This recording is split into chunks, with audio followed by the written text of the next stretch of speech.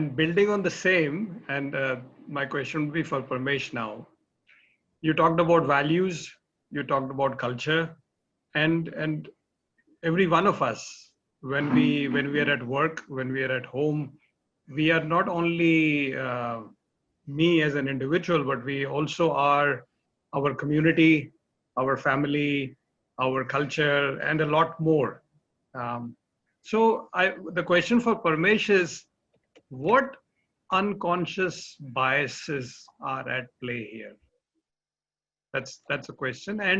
And what is this challenge that we are up against? So there are many unconscious biases at play, of course, right? Because when you live in heteronormativity, that becomes the norm.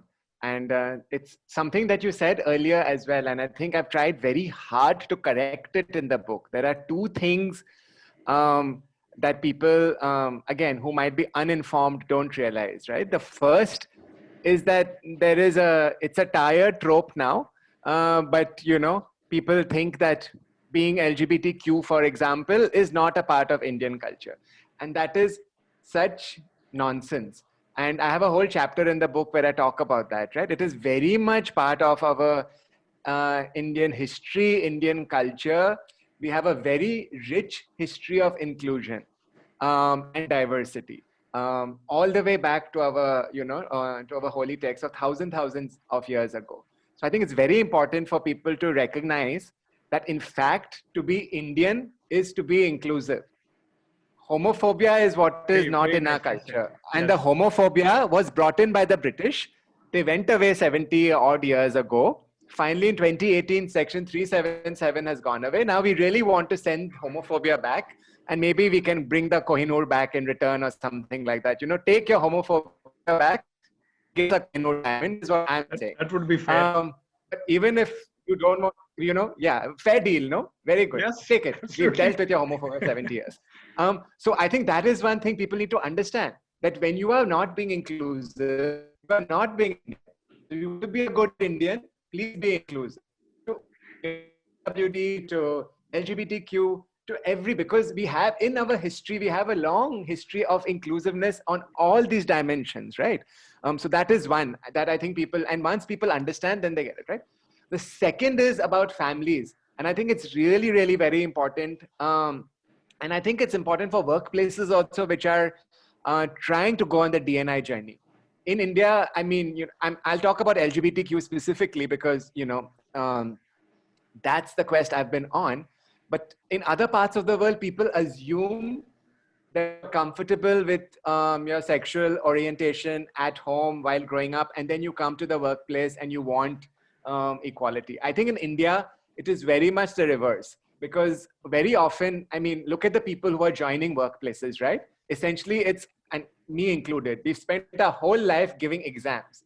I don't think I had any deep conversation about my parents, about what matters to me, what is love, what are my values, what are my dreams. It was very much, your 10th board exams are coming, you better study, then 12th, then whatever, right? So who are the people who enter our workplaces? It's essentially young people who have given exam after exam, 10th, 12th. At some point, everyone thinks of JEE or any other exam. At some point, someone gives an MBA exam or whatever, right? So you have, in our workplaces, we have people who are very good at giving exams, but people who have crushed vital parts of who they are to enter and then emerge out of this funnel into your organization. And that is the truth, right? So the organization has to go way beyond acting like a good company. And this is the argument I make in the book. Your organization, in loco parentis, you have to think that your organization, you are a parent of all these people who are entering your workforce. What does it mean to be a good parent is how you have to think about, right? You have to love them, you have to include them, you have to create spaces where they can be, you have to communicate to them that you are valid, we care for you, maybe because you're doing this often to compensate for the kind of broken infrastructures which are there at home. They may not. So in India, at least with LGBTQ, a lot of people come out first at the workplace.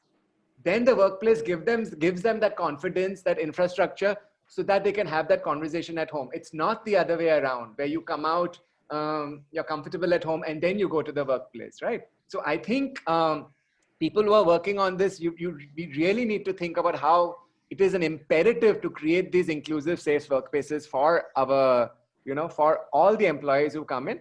And I would say, going back to Manisha, I really loved your point about the intersection of EVP and, customer value proposition. I would say this argument extends to the customer as well.